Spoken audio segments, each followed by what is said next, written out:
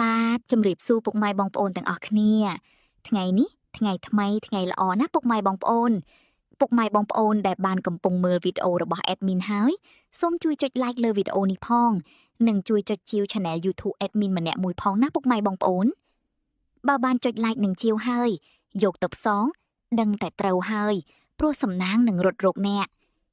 សូមជូនពរដល់ពុកម៉ែបងប្អូនដែលយកតម្រុយ admin ទៅផ្សងសំណាងសូមឲ្យហេងត្រូវពីលេខ3លេខ admin សូមធ្វើការជម្រាបលាបាយបាយជួបគ្នានៅថ្ងៃស្អែកកុំភ្លេចចាំអួតកំសាន្តទាំងអស់គ្នាណា